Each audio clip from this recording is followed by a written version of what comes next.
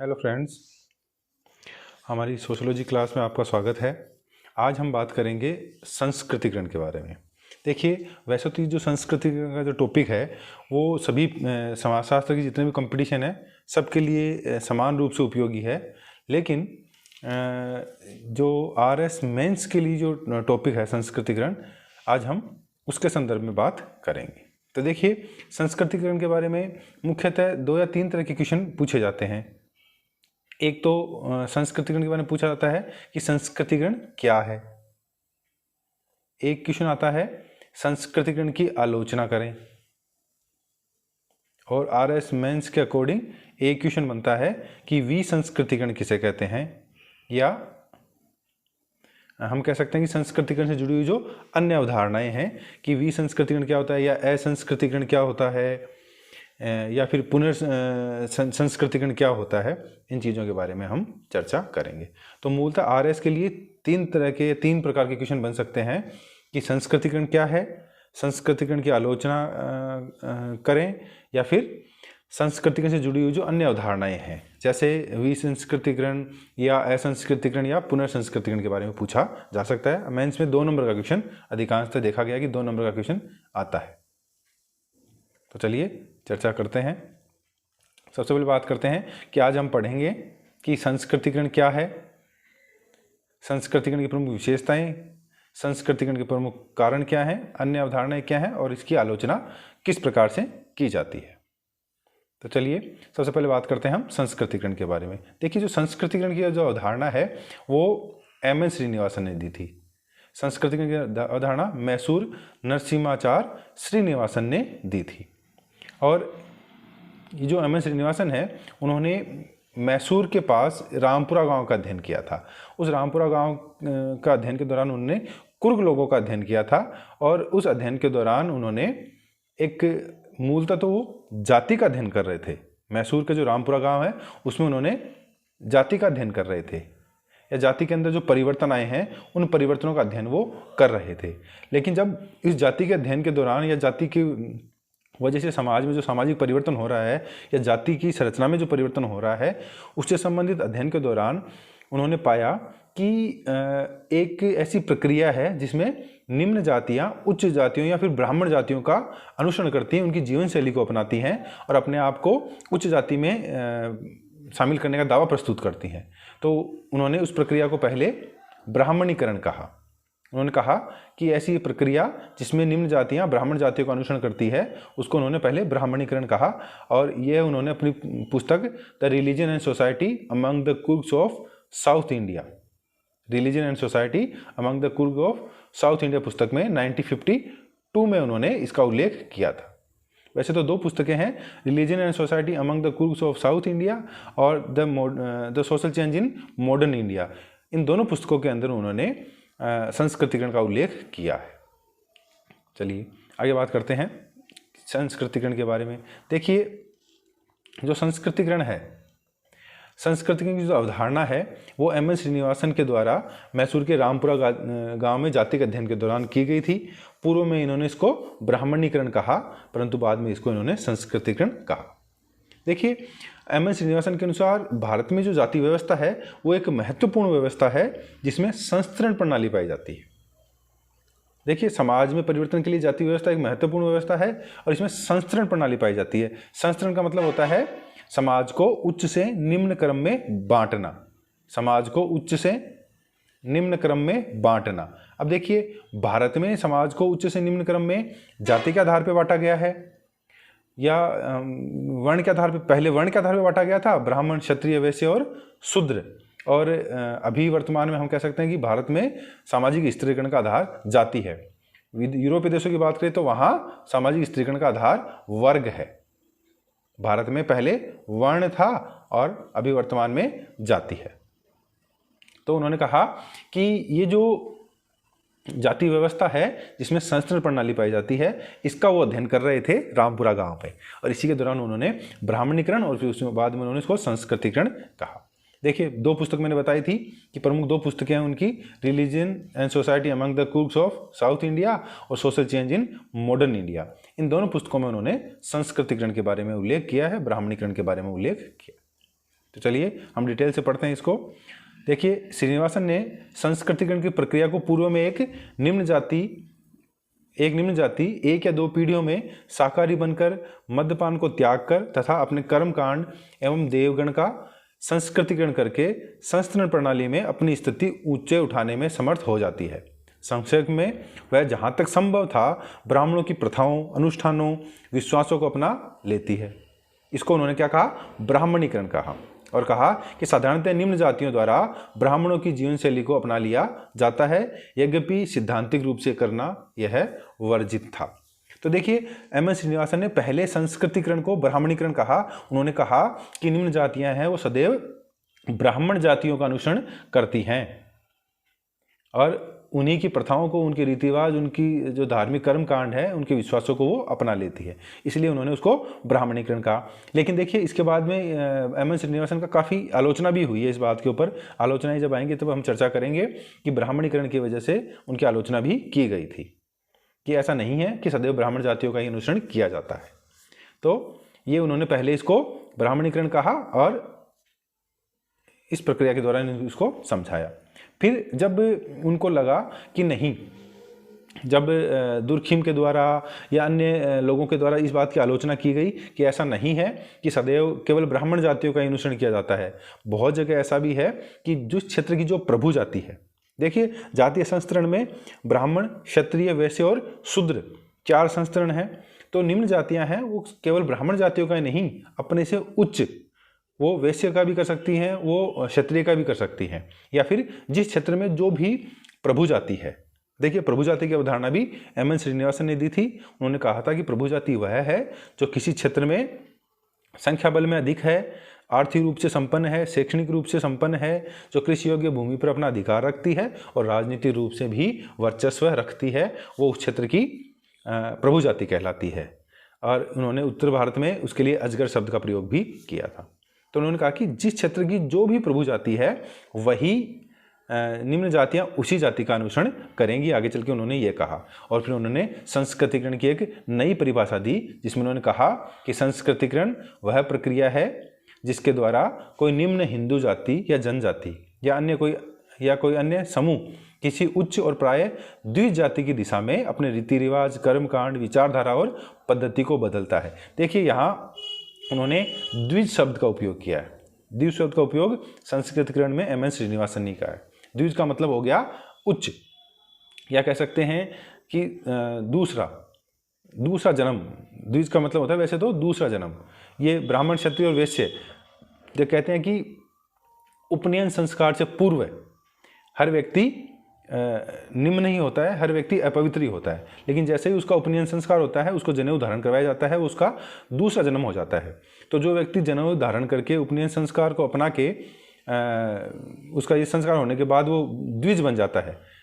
तो द्विज का मतलब, लेकिन यहाँ देखने वाली बात यही है कि हमारी जो जातीय संस्तरण प्रणाली थी उसमें केवल ब्राह्मण, क्षत्रिय, वैश्य तीनों को ही उपनयन संस्कार का अधिकार था। जो कह सकते हैं कि शूद्र है उसको उपनयन संस्कार। एम एन श्रीनिवासन ने आगे बताया कि सामान्यतः ऐसे परिवर्तनों के बाद निम्न जाति जातीय संस्तरण की प्रणाली में स्थानीय समुदाय में उसे जो परंपरागत रूप से स्थिति प्राप्त है उससे उच्च स्थिति का दावा करने लगती है। सामान्यतः बहुत दिनों तक, बल्कि वास्तव में कहें 1-2 पीढ़ियों तक दावा किए जाने के बाद ही उसे स्वीकृति मिलती है। तो एम एन श्रीनिवासन ने जो अपनी पुस्तक है the social change in modern India, और जो कुर्स के लिए उन्होंने जो साउथ इंडिया की कुर्स के लिए जो पुस्तक लिखी थी, उस पुस्तक में उन्होंने मूलतः परिभाषा संस्कृतिकरण की यही दी है। और अगर हम इस परिभाषा को अगर हमारे सामान्य शब्दों में, आम शब्दों में समझना चाहें तो इसका सीधा सीधा अर्थ हो जाता है कि संस्कृतिकरण वह प्रक्रिया है जिसमें कोई निम्न जाति किसी उच्च जाति या प्रभु जाति के विचार, आदर्श, जीवन शैली, सामाजिक मूल्य, सामाजिक मानदंड, उसकी जीवन पद्धति का अनुसरण करती है और इस विश्वास के साथ करती है कि कुछ पीढ़ियों के बाद उसे जाति पदक्रम में उच्च स्थान प्राप्त हो जाएगा, उसको उच्च जातियों के द्वारा अपने अंदर शामिल कर लिया जाएगा। परंतु उन्हें उच्च जातियों के द्वारा अपने अंदर शामिल नहीं किया जाता तथा वे स्वयं को पुनः निम्न जातियों में शामिल करना नहीं चाहती हैं। इससे सांस्कृतिक गतिशीलता में तो वृद्धि होती है, परंतु इससे जातिक्रम या जाति की संरचना में कोई परिवर्तन नहीं होता। कहने का मतलब है कि 2-3 पीढ़ियों तक निम्न जातियां हैं वो उच्च जातियों के जीवन शैली को अपना लेती हैं और अपने आप को जैसे मांसाहार करना बंद कर दिया, जैसे ब्राह्मणों के जैसे या फिर उच्च जाति के जो रहन सहन है उसको अपना लिया, उसके जीवन शैली को अपना लिया, उनके खान पान को अपना लिया, उनके रहन सहन को अपना लिया, उनकी तरह बोलने का प्रयास किया, उनकी तरह कपड़े पहनने का प्रयास किया, उनकी तरह धार्मिक त्यौहार मनाने का प्रयास किया। ये सब प्रयास वो करती रहती है, लेकिन उच्च जातियों के द्वारा उन्हें अपने अंदर शामिल नहीं किया जाता और वो स्वयं भी अपनी निम्न जातियों में शामिल होना नहीं चाहती है। तो इससे क्या होता है कि उनके जो अपने अंदर की जो बराबर की जातियां हैं उनकी वो अपने आप को उनके अंदर भी शामिल नहीं करते और उच्च जातियों के द्वारा उन्हें अपने अंदर शामिल नहीं किया जाता। तो इससे क्या होता है कि इसको हम क्षितिज कह सकते हैं कि क्षितिज गतिशीलता आ जाती है। वो अपनी जातियों से तो ऊपर उठ जाती है, लेकिन जातीय संस्करण में उन्हें उच्च जातियां अपने अंदर शामिल नहीं करती हैं। तो ये ऊर्ध्वाकार जो गतिशीलता है वो देखने को नहीं मिलती। या जाति की जो संरचना है मूल, जिसमें ब्राह्मण, क्षत्रिय, वैश्य और शूद्र, इसी प्रकार की जो संस्करण प्रणाली है उसमें कोई बदलाव देखने को नहीं मिलता, या फिर वो अपनी जाति में परिवर्तन नहीं कर पाते हैं या अपने जातीय समूह में परिवर्तन नहीं कर पाते हैं। तो जाति की जो मूल संरचना है उसमें इसमें कोई परिवर्तन नहीं आता, केवल सांस्कृतिक गतिशीलता देखी जा सकती है। अब बात करते हैं प्रमुख विशेषताओं की। तो देखिए, संस्कृतिकरण की पहली विशेषता है कि संस्कृतिकरण की प्रक्रिया एक सामूहिक प्रक्रिया है, न कि व्यक्तिगत प्रक्रिया। तो हम समझ सकते हैं इस बात को कि कोई व्यक्ति अगर ऐसा करना चाहे तो उसको संस्कृतिकरण नहीं माना जाएगा एक या दो व्यक्तियों के द्वारा। पूरा का पूरा समूह या पूरा का पूरा एक वर्ग या पूरा की पूरी एक जाति अगर ऐसा प्रयास करती है या पूरा पूरा समूह ऐसा प्रयास करता है तो ही उसको हम संस्कृतिकरण की प्रक्रिया के अंदर शामिल करेंगे, अन्यथा एक व्यक्ति के द्वारा किया गया प्रयास इसमें शामिल नहीं होगा। दूसरा है निम्न जातियों की जीवन शैली में परिवर्तन से संबंधित। देखिए, ये संस्कृतिकरण की जो प्रक्रिया है वो निम्न जातियों की जीवन शैली में परिवर्तन से ही संबंधित है, क्योंकि निम्न जातियां क्या करती हैं, अपने से उच्च जातियों की जीवन शैली को अपनाने का प्रयास करती है। फिर है उच्च जातियां या प्रभु जातियों की जीवन शैली का अनुसरण। निम्न जातियों के द्वारा उच्च जातियों या प्रभु जाति की जीवन शैली का अनुसरण यहाँ किया जाता है, तो ये भी इसकी एक विशेषता है। इसकी अगली विशेषता है कि निम्न जातियों में पदमूलक परिवर्तन होता है, ना कि संरचनात्मक परिवर्तन। ये बात हमने पहले कह दी थी कि निम्न जातियों अपने बराबर की जातियों से तो ऊपर उड़ जाती हैं, लेकिन उच्च जातियों के द्वारा उन्हें अपने अंदर शामिल नहीं किया जाता। मतलब जाति की जो संरचना है उसमें कोई परिवर्तन नहीं होता, केवल सांस्कृतिक गतिशीलता देखने को मिलती है। सांस्कृतिक गतिशीलता से मतलब है कि वो अपने बराबर की जातियों में तो अपने आप को उच्च मानने लग जाते हैं, लेकिन उच्च जातियों के द्वारा उन्हें अपने अंदर शामिल नहीं किया जाता। अगली विशेषता है कि यह प्रक्रिया हिंदू जातियों के साथ साथ जनजातियों में भी पाई जाती है। तो देखिए, जो संस्कृतिकरण की प्रक्रिया है वो केवल हिंदू जातियों तक नहीं है। गोंड, ओराव, हो, ऐसी अनेक जनजातियां हैं जिनमें भी संस्कृतिकरण की प्रक्रिया को देखा जा सकता है। वो भी अपने से उच्च जाति या प्रभु जाति की जीवन शैली को अपनाने का प्रयास करती है। अगली विशेषता है कि संस्कृतिकरण की प्रक्रिया संदर्भ समूह की अवधारणा से जुड़ी हुई। देखिए, अधिकांश देखा जाता है कि जो निम्न जातियां जिन भी उच्च जातियों का अनुसरण करती हैं वो उसके लिए संदर्भ समूह का काम करती हैं, क्योंकि वो भी उनकी तरह बनना चाहती हैं या उनकी तरह जीवन शैली को अपनाना चाहती हैं, वो भी उच्च जातियों में शामिल होना चाहती हैं। तो एक तरीके से वो जो उच्च जातियों का समूह है वो निम्न जाति के लिए संदर्भ समूह का काम करती है। संदर्भ समूह क्या होता है कि ऐसा समूह जिसका कोई व्यक्ति सदस्य तो नहीं होता लेकिन सदस्य बनने की आकांक्षा रखता है। जैसे एक क्लर्क है वो अधिकारी बनने की रखता है, एक स्टूडेंट है वो डॉक्टर बनने की इच्छा रखता है, तो डॉक्टर उसका संदर्भ समूह हो गया। उसी प्रकार से निम्न जातियों के लिए उच्च जातियां संदर्भ समूह का काम भी करती है। अगली विशेषता है, इस प्रक्रिया में निम्न जातियों के द्वारा सामाजिक संरचना में उच्च स्थिति का दावा प्रस्तुत किया जाता है। तो ये हमने पहले चर्चा कर ली थी कि निम्न जातियां हैं 2-3 पीढ़ी तक उच्च जातियों की जीवन शैली को अपनाने के बाद में अपने आप को उच्च जाति में शामिल होने का दावा प्रस्तुत करती है। फिर ये भारतीय सामाजिक व्यवस्था में सार्वभौमिक प्रक्रिया है कि भारतीय समाज में हमेशा ही ये देखा गया है कि निम्न जातीय समूह है या जो निम्न वर्ग है वो उच्च जातीय समूह या उच्च वर्ग के जैसे बनने का प्रयास करेगा ही, अपने आप को उसमें शामिल करने का दावा प्रस्तुत करेगा ही। फिर है सांस्कृतिक और सामाजिक गतिशीलता या परिवर्तन। संस्कृतिकरण की जो प्रक्रिया है वो सांस्कृतिक या सामाजिक गतिशीलता को प्रदर्शित करती है या फिर सामाजिक गतिशीलता या सामाजिक परिवर्तन को प्रकट करती है, ऐसा कहना है योगेंद्र सिंह का।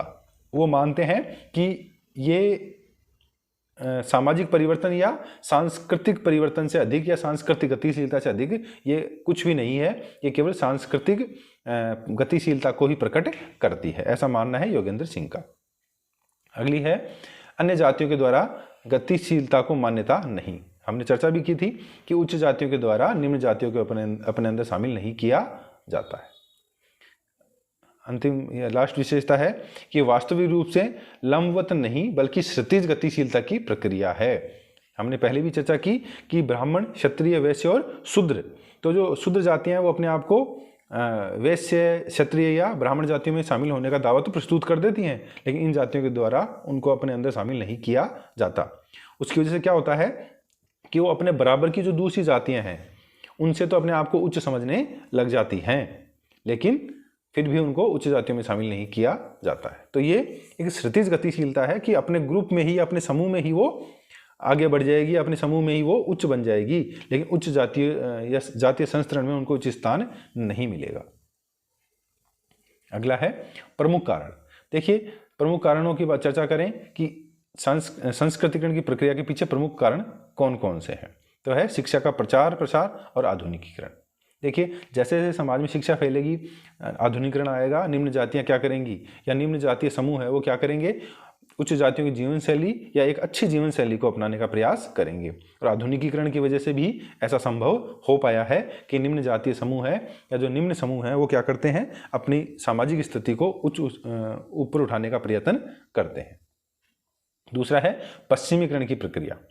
पश्चिमीकरण की प्रक्रिया कि यूरोपीय देशों की वजह से भारतीय संस्कृति पे जो भी प्रभाव पड़े हैं या भारतीय लोगों की जीवन शैली के ऊपर, उनके रहन सहन पे, उनके खान पान पे जो भी प्रभाव पड़े हैं उसको हम पश्चिमीकरण की प्रक्रिया कहते हैं। तो इस पश्चिमीकरण की प्रक्रिया से भी जो निम्न जातियां हैं वो अछूती नहीं रही हैं। अंग्रेजों की आने की वजह से, स्वतंत्रता के पहले और स्वतंत्रता के बाद जब अंग्रेज भारत में आए थे, उसके बाद में उनकी जीवन शैली ने निम्न जातियों को भी काफ़ी प्रभावित किया था और वो भी अपने आप को उच्च स्थिति में देखने का प्रयास करने लग गई थी। तो ये पश्चिमीकरण की प्रक्रिया है, इसने भी भारत में संस्कृतिकरण को बढ़ावा दिया था। फिर है नगरीकरण। देखिए, नगरीकरण की प्रक्रिया, गांव के अंदर कोई व्यक्ति अपनी जाति समूह को उच्च उठाने का प्रयास करे ना करे, लेकिन शहर में जब वो आ जाते हैं तो शहर में व्यक्ति की जाति या उसके जो जाति परिस्थिति है उसका कोई महत्व नहीं होता। इसलिए यहाँ व्यक्ति क्या करता है कि उच्च जातियों या फिर उच्च जो प्रभु जाति है उसके जैसे जीवन शैली को अपना लेते हैं और अपने आप को उच्च जाति में शामिल करने का प्रयास भी कर लेते हैं। तो नगरीकरण की वजह से या नगरों में जो लोग निम्न जातियाँ रह रही हैं उनमें ये संभावनाएं ज़्यादा होती हैं कि वो अपने आप को उच्च जाति में शामिल होने का दावा प्रस्तुत करें या उच्च जातियों की जीवन शैली को अपनाएं। फिर है लोकतंत्रीकरण।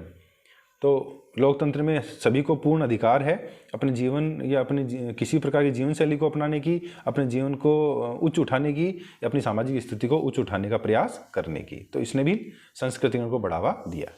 यातायात व संचार के साधन। यातायात व संचार के साधनों से भी संस्कृतिकरण की प्रक्रिया में तेजी आती है। व्यक्ति एक दूसरे से जुड़ता है, जातीय समूह है वो दूसरे जातीय समूह से जुड़ते हैं, उच्च जातीय समूह से जुड़ते हैं, उनके जीवन शैली को देखते हैं और उनमें भी उच्च ऊपर उठने का जो भाव है वो पैदा होता है। फिर आर्थिक सुधार कार्यक्रम। सरकार के द्वारा भी जो आर्थिक सुधार कार्यक्रम चलाए गए, उन आर्थिक सुधार कार्यक्रमों की वजह से भी व्यक्ति जब आर्थिक रूप से सुदृढ़ हो जाता है तो वो धीरे धीरे अपने जीवन शैली में सुधार करने का प्रयास करता है, अच्छे तरीके से रहने का प्रयास करता है। वो बहुत सारी ऐसी चीज़ें हैं जो उच्च जीवन शैली को दर्शाती हैं, उनको प्राप्त करने का प्रयास करता है और अपने जातीय समूह में या अपनी सामाजिक स्थिति में उच्च उठने का प्रयास करता है। अगला कारक है संवैधानिक कानून व प्रावधान। संविधान समानता का अधिकार, स्वतंत्रता का अधिकार या जो हमारे जो मूल अधिकार हैं वो, ये सब इस चीज़ को तय करते हैं कि हर व्यक्ति को जीवन जीने का पूर्ण अधिकार है, हर व्यक्ति को अपनी सामाजिक स्थिति को ऊपर उठाने का पूरा अधिकार है। तो ये भी संस्कृतिकरण की प्रक्रिया में एक सहभागी कारक है, घटक है। फिर है राजनीतिक जागरूकता। राजनीतिक रूप से जो आजकल जो राजनीतिक दल हैं वो भी पूरा प्रयास करते हैं कि निम्न जातियां हैं वो अपने से क्या करें, अपनी सामाजिक स्थिति में या अपनी सामाजिक परिस्थिति में सुधार करें। फिर है सामाजिक और धार्मिक आंदोलन। देखिए गांधी जी के द्वारा चलाए गए आंदोलन या दक्षिण भारत में वीर सेलिंगम के द्वारा या गुरु नारायण के द्वारा या बहुत सारे ऐसे राजा राम मोहन राय के द्वारा ऐसे बहुत सारे आंदोलन चलाए गए कि जिनके द्वारा निम्न जातियां क्या करें, अपनी सामाजिक परिस्थिति में बदलाव करें, उनको भी उच्च जातियों की तरह ही जीवन शैली को अपनाने की पूर्ण स्वतंत्रता हो। तो ये प्रमुख ऐसे फैक्टर हैं जिन्होंने संस्कृतिकरण प्रक्रिया में योगदान दिया। आगे बात करते हैं संस्कृतिकरण से जुड़ी हुई अन्य अवधारणाएं। आरएस मेंस में इसके ऊपर भी बड़ा क्वेश्चन पूछे जाते हैं, या संस्कृतिकरण से जुड़ी हुई जो अन्य अवधारणाएं उनके बारे में बड़ा 1-2 नंबर का क्वेश्चन पूछा जा सकता है। तो पहला है पुनर्संस्कृतिकरण, संस्कृताइजेशन, पुनर्संस्कृतिकरण। देखिए पुनर्संस्कृतिकरण की जो अवधारणा है वो योगेंद्र सिंह के द्वारा, प्रोफेसर योगेंद्र सिंह के द्वारा पुनर्संस्कृतिकरण की अवधारणा दी गई थी। उनके अनुसार पश्चिमी संस्कृति के प्रभाव से उस संस्कृति को अपनाने के बाद जब लोग भारतीय संस्कृति को पुनः अपनाते हैं, एक पश्चिमीकरण के प्रभाव की वजह से लोगों ने क्या किया, पश्चिमी संस्कृति को अपनाया, उनके खान पान को अपनाया, उनके रहन सहन को अपनाया। लोग बाहर रस्तों रोड के ऊपर खड़े होकर जो खाना खाते हैं, लोग जूते लेके रसोई में चले जाते हैं, लोग पैंट शर्ट पहनते हैं, लोग टाई लगाते हैं, लोग अंग्रेजी शिक्षा लेते हैं, लोग कांटे और छुरी का प्रयोग करते हैं खाने में, या लोग नहाने के लिए शावर का प्रयोग करते हैं, टफ का बार टफ का प्रयोग करते हैं। ये सब चीज़ें पश्चिमी संस्कृति या पश्चिमी करण की प्रक्रिया के दौरान ही भारत में आई हैं। तो जब लोग पश्चिमी संस्कृति के प्रभाव से पश्चिमी संस्कृति को अपना लेते हैं, लेकिन उसके बाद जब भारतीय लोग अपनी संस्कृति को पुनः अपनाते हैं, जैसे आजकल क्या हो रहा है, वापस आजकल लोग क्या कर रहे हैं, इस पुनः संस्कृतिकरण को अपना रहे हैं। लोग आजकल वापस अपनी भारतीय विचारधारा को अपना रहे हैं, अपनी जीवन शैली को अपना रहे हैं, अपनी सांस्कृतिक प्रतीकों को अपना रहे हैं, अपने रहन सहन खान पान, लोग वापस योग की तरफ जा रहे हैं। लोग ऑर्गेनिक जो खेती है उस पर जोर देते हैं, लोग ऑर्गेनिक खान पान पे जोर देते हैं। लोग वापस सामाजिक जो कर्म कांड है या जो यज्ञ हवन है, पूजा है, इसको अपनाने का प्रयास कर रहे हैं। तो पश्चिमीकरण के प्रभाव के बाद में लोग वापस जब अपनी संस्कृति की ओर मुड़ रहे हैं, लोग वापस अपनी संस्कृति को अपना रहे हैं, रिवर्स हो रही है, इसलिए इसको पुनर्संस्कृतिकरण कहा है। तो इस प्रक्रिया को उन्होंने क्या कहा, पुनर्संस्कृतिकरण कहा, कि लोग वापस से अपनी संस्कृति को अपनाते लेते हैं, उसको उन्होंने पुनर्संस्कृतिकरण कहा। अगली अवधारणा है असंस्कृतिकरण, इसको विसंस्कृतिकरण भी कह सकते हैं या डिसंस्कृताइजेशन भी इसको कहते हैं। यह संस्कृतिकरण के विपरीत प्रक्रिया है जिसमें उच्च या ब्राह्मण जातियां अपने से निम्न जाति की जीवन शैली, कर्मकांड या आदतों को अपना लेती हैं। देखिए संस्कृतिकरण में निम्न जातियां उच्च की जातियों को अपनाती है, जीवन शैली को अपनाती हैं, और विसंस्कृतिकरण या असंस्कृतिकरण में उच्च जातियां निम्न जाति की जीवन शैली को अपना लेती हैं। जैसे ब्राह्मणों के द्वारा मांसाहार करना, मद्यपान करना, या जो निम्न जातियां या शुद्ध जातियों की जो अन्य आदतें उनको अपनाना, या वर्तमान जैसे आरक्षण की मांग करना। तो अपने आप को निम्न समूह में शामिल कराने के लिए, अपने आप को जातीय पदक्रम में निम्न जातियों के बराबर दिखाने के लिए ही ब्राह्मण जातियां आरक्षण की मांग करती हैं। तो ये भी एक असंस्कृतिकरण या विसंस्कृतिकरण का प्रमुख उदाहरण बन सकता है। अगला है परसंस्कृतिकरण। एक सामाजिक समूह से दूसरे सामाजिक समूह में सांस्कृतिक तत्वों का प्रसार या स्थानांतरण परसंस्कृतिकरण कहलाता है। इस प्रक्रिया में दो भिन्न संस्कृतियों के समूह एक दूसरे के संपर्क में आते हैं तथा एक दूसरे की संस्कृति को प्रभावित करते हैं तथा एक संस्कृति के गुण दूसरी संस्कृति में प्रविष्ट हो जाते हैं। कहने का मतलब है कि एक सामाजिक समूह है, वो दूसरे सामाजिक समूह के संपर्क में आएगा, उसके बाद में एक सामाजिक समूह के जो प्रमुख संस्कृति के गुण हैं वो दूसरी संस्कृति में जाएंगे, और दूसरी संस्कृति के जो प्रमुख गुण हैं वो पहली संस्कृति में आएंगे। तो एक संस्कृति दूसरी संस्कृति को प्रभावित करेगी और उसकी कुछ बातें हैं वो दूसरी संस्कृति में चली जाएंगी, दूसरी संस्कृति वाली की पहली संस्कृति में चली जाएंगी। तो एक दूसरे को वो ट्रांजिस्ट होंगी, एक दूसरे के पास वो चली जाएंगी। इसको बोलते हैं पर संस्कृति ग्रहण। एक संस्कृति के द्वारा दूसरी संस्कृति के गुणों को अपनाना पर संस्कृति ग्रहण कहलाता है। चलिए अगला है, अब इसकी बात करते हैं आलोचना। देखिए आलोचना के बारे में भी इसमें प्रश्न पूछा जा सकता है या प्रश्न पूछा ही जाता ही है कि संस्कृति ग्रहण की आलोचनात्मक व्याख्या कीजिए। तो पहली जो इसके प्रमुख विद्वान हैं जो इन्होंने इसकी आलोचना की है वो दुर्खिम थे, H.G. बेली थे या 2-3 और अन्य विद्वान हैं। उन्होंने पहले कहा कि ये एक विषम व जटिल अवधारणा है। ये तो एम एन श्रीनिवासन ने खुद नहीं माना था कि संस्कृतिकरण एक विषम और जटिल अवधारणा है। ये एक समूह है या अकेली अवधारणा नहीं है, ये कई अवधारणाओं का एक गुच्छा है। ये एक समझने में जटिल अवधारणा है, इसको हम सीधे सीधे नहीं समझ सकते। इसके लिए हमें प्रभु जाति का ही पता होना चाहिए, इसके लिए हमें पश्चिमीकरण का ही पता होना चाहिए, इसके लिए हमें ब्राह्मणीकरण का ही पता होना चाहिए। तो ये विषम और जटिल अवधारणा है, जातीय पदक्रम का ही पता होना चाहिए। तो एम एन श्रीनिवासन ने खुद नहीं माना था कि संस्कृतिकरण एक विषम और जटिल अवधारणा है। दूसरी है, इस प्रक्रिया में कोई संरचनात्मक परिवर्तन न होकर केवल कुछ व्यक्तियों की स्थिति में परिवर्तन होता है। देखिए जब संस्कृतिकरण की आलोचना की जाती है तो कहा जाता है कि इस प्रक्रिया में कोई संरचनात्मक परिवर्तन नहीं हो रहा है, कि केवल इसको बड़ा चढ़ा के कहा जा रहा है कि भाई जातीय पदक्रम में कुछ परिवर्तन हो जाए, ऐसा कुछ नहीं है, या जाति की मूल संरचनात्मक ढांचे में कोई परिवर्तन हो जाए, ऐसा कुछ भी नहीं है। केवल कुछ व्यक्तियों की स्थिति में ये परिवर्तन से संबंधित है कि कोई बड़ा बदलाव या बड़ा परिवर्तन इसमें नहीं देखा जाता, ऐसा इसकी आलोचना में कहा जाता है। फिर है, उच्च जाति के लोगों की जीवन शैली का अनुकरण करने की इच्छा को वांछनीय व प्राकृतिक मान लिया गया है। देखिए इसकी आलोचना में लोग कहते हैं कि संस्कृतिकरण की प्रक्रिया में माना जाता है कि निम्न जातियां उच्च जाति का अनुसरण करती है। तो ये हमेशा उच्च जातियों का अनुसरण करना एक वांछनीय और प्राकृतिक मान लिया गया कि ऐसा होता ही है, कि हमेशा ऐसा होगा ही, कि भाई हमेशा ही ऐसा होगा कि निम्न जातियां उच्च जातियों का अनुसरण करेंगी। ये भी एक गलत अवधारणा है। ऐसा कोई प्राकृतिक नियम या वांछनीय नहीं है कि हर बार ऐसा हो ही कि निम्न जातियां या निम्न जातीय समूह है या निम्न समूह है वो उच्च समूह या जाति का अनुसरण करे या उसकी जीवन शैली को हमेशा अपनाए ही। ऐसा जरूरी नहीं है, हमेशा ऐसा नहीं हो सकता। इसकी अगली आलोचना है कि यह अवधारणा असमानता व अपवर्जन को सही ठहराती है, जो कि गलत है। देखिए संस्कृतिकरण की अवधारणा क्या प्रकट कर रही है कि एक समूह है वो उच्च जीवन शैली को अपना रहा है, वो उच्च है, दूसरा जो समूह है वो निम्न जातीय स्थिति को या निम्न स्थिति को दर्शा रहा है। तो उसने ये मान लिया कि हर समाज में असमानता होगी ही, हर समाज में अपवर्जन की स्थितियां होंगी ही। और ये सही भी है, ये चीज़ किसने मान ली है? संस्कृति की प्रक्रिया ने मान ली है, जो कि गलत है।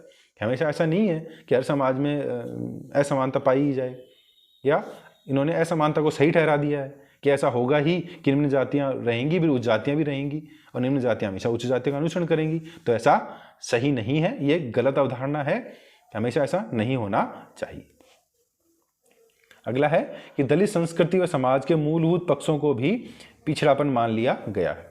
देखिए इसकी आलोचना में, संस्कृतिकरण की आलोचना में कहा जाता है कि दलित समाज की जो मूलभूत जो सांस्कृतिक विशेषताएं हैं या जो उनकी मूलभूत जो उनके ढांचात्मक जो उनकी संस्कृति है या जो उनके परंपराएं हैं, उनके रीति रिवाज हैं, उनको पिछड़ा मान लिया जाता है कि वो पिछड़े हुए हैं तो उनके रीति रिवाज भी ऐसे होंगे, उनकी संस्कृति भी पिछड़ी हुई होगी, उनके सामाजिक मानदंड भी पिछड़े हुए होंगे, उनके सामाजिक मूल्य भी पिछड़े हुए होंगे, उनका जीवन स्तर भी पिछड़ा हुआ होगा।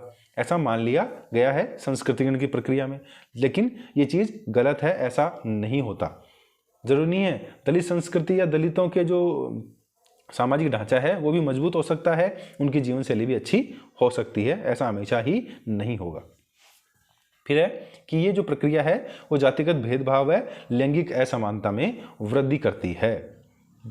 स्वाभाविक सी बात है कि संस्कृतिकरण की प्रक्रिया टिकी हुई जाति के ऊपर है और निम्न जाति और उच्च जाति की यहाँ बात की जाती है तो इससे जातिगत भेदभाव भी बढ़ता है, जाति में अपनी जाति के प्रति हीनता की भावना भी आती है और दूसरी जातियों के प्रति उसमें उच्चता का भाव भी प्रकट होने लग जाता है।